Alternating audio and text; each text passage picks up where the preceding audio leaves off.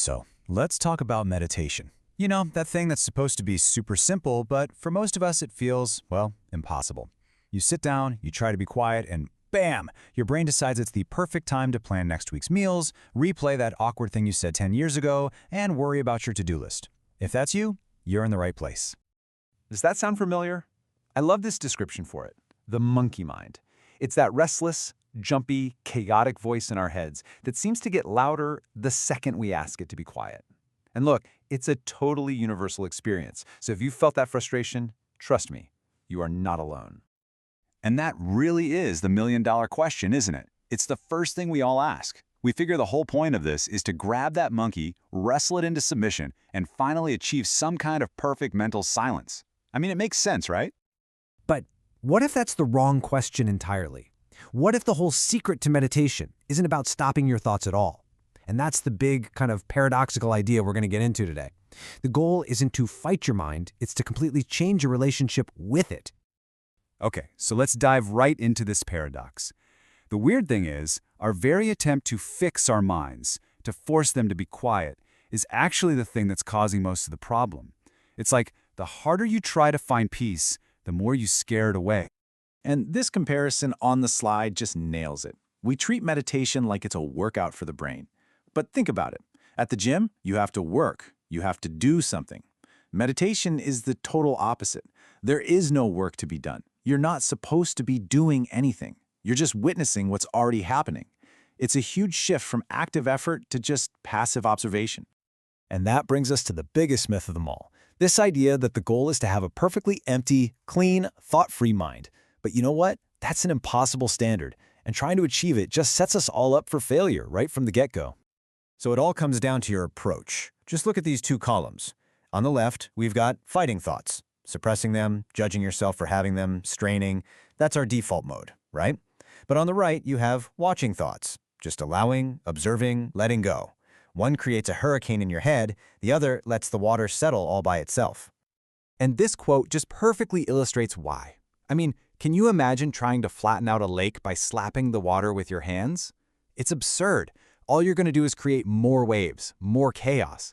And that's exactly what we do to our minds when we try to stop thoughts with more thoughts. Like, oh, I have to stop thinking so much. So, if fighting our thoughts is the wrong way to go internally, what about all the external stuff? That brings us to another set of myths, the idea that you need the perfect practice, the right cushion, the right sounds, the perfect setup. Let's just bust a few of these, rapid fire. First up, the big one, posture. Do I really need to fold myself up like a pretzel for this to work? The answer is a simple nope, not at all. The whole point is just to be mentally alert, not to win a gold medal in gymnastics. If sitting in a comfy chair helps you stay awake and aware, that's perfect. Forcing yourself into some painful position just makes you focus on the pain, which kind of defeats the whole purpose. Okay, next up, sound. Is it okay to put on some of that nice, calming spa music to help us zone out?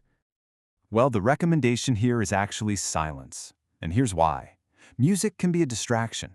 It can pull you into memories or feelings, taking you away from what's happening right here, right now. The idea is to connect with your own natural self without needing anything from the outside. And finally, the question everyone asks, duration. How long do I have to do this for? Is longer always better? Absolutely not. Be gentle with yourself. Seriously, just start with 5 minutes. This is so important. It is not a competition. There's no prize for sitting the longest. The moment you turn it into a challenge, you're just bringing your ego back into the game, and we're trying to give that part of us a little vacation. Okay, so we've torn down the myths about what meditation isn't. So what is it? What does the practice actually feel like moment to moment? Well, in a word, it's about waking up. So think of it like this. We are constantly flipping between these two states of mind. You have the wakeful state, which is when you're here, you're present, you're aware, and then you have the dream state. That's when you've been swept away by a thought, a story, a plan. You know this happens all day long. It's that moment you realize you've been driving for 5 minutes and have zero memory of the last few streets. You are in the dream state.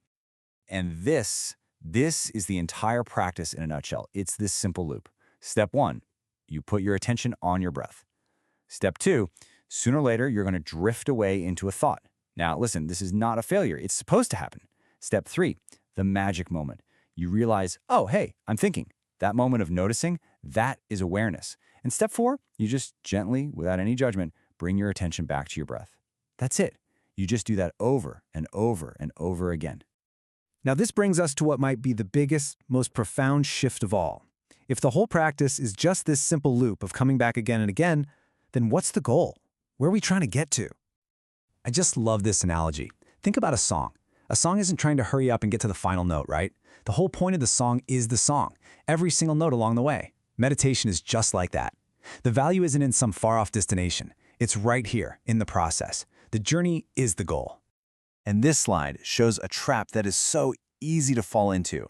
On the left, you've got this idea of spiritual currency, treating meditation like an achievement. You're counting the hours, chasing some blissful feeling, comparing yourself to others. But on the right, that's the real practice. Just being present, finding joy in the process itself, and realizing you're already here. There's nowhere else you need to be. So if you're going to take one thing away from all this, let it be this. Switch your whole approach from expectation to simple observation. Instead of sitting down and demanding, okay, I need to feel inner peace right now, just take curious. Just ask, what thoughts are running through my mind right now? What does anxiety actually feel like in my body? You're not trying to change anything. You're just watching what's already here. And in that little bit of space you create, that's where the freedom is. And so we'll just leave you with this one question, which really gets to the heart of everything. In our meditation, and maybe in life too, we spend so much energy trying to get somewhere else, to be in a better state, to reach some future moment. So just think about it.